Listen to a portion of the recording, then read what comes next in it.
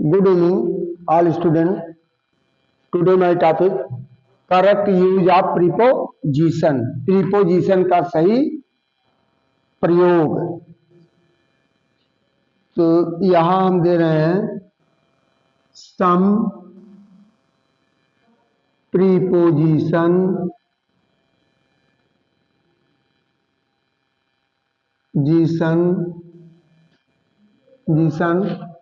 have same meaning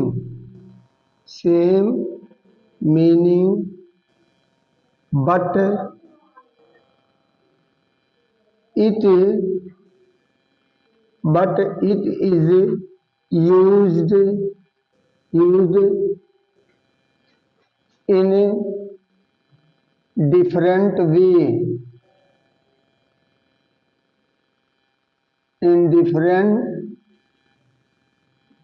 in different ways, विभिन्न तरीकों से किए जाते हैं। तो we should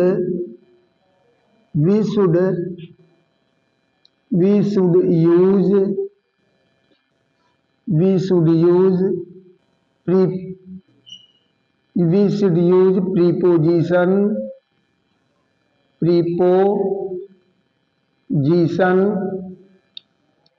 in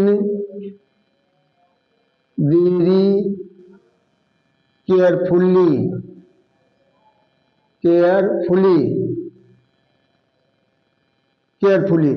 यहाँ कह रहा कुछ प्रीपोजिशन शब्द समान अर्थ रखते हैं और इसका प्रयोग विभिन्न तरीकों से किया जाता है। तो हमें प्रीपोजिशन का प्रयोग बड़ी सावधानी पूर्वक से करना चाहिए। तो फर्स्ट हम ले रहे हैं rule number one,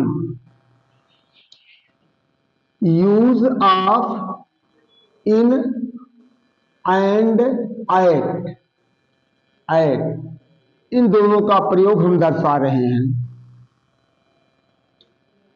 in is used in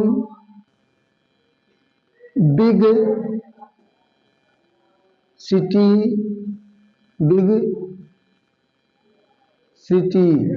and at is used in small town or village etc। जैसे एज सेंटेंस नंबर 1, जैसे मैं अकबरपुर में अंबेडकर नगर में रहता हूं। तो आई लिव एट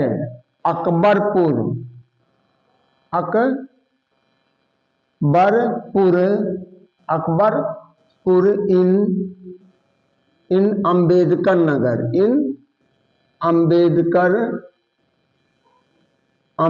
नगर।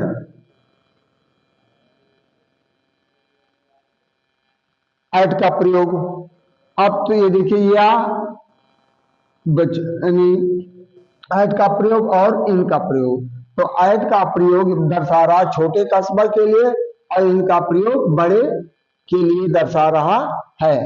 और दूसरा कह रहा इनका प्रयोग समय की अवधि को दर्शाने के लिए भी किया जाता है। तो जैसे you will sentence number 2, you will return in a week. तुम 1 घंटे में लौटाओगे। तो समय की अवधि को यहां दर्शा रहा है। और इस तरह एट का प्रयोग दूसरा प्रयोग जो बता रहा है इसका हम दे रहे हैं, या किसी निश्चित केंद्र बिंदु की ओर दर्शाने के लिए भी किया जाता है। जैसे लुक एट द मून, चंद्रमा को देखो। चौथा सेंटेंस इसका हम दे रहे हैं, look at the white board.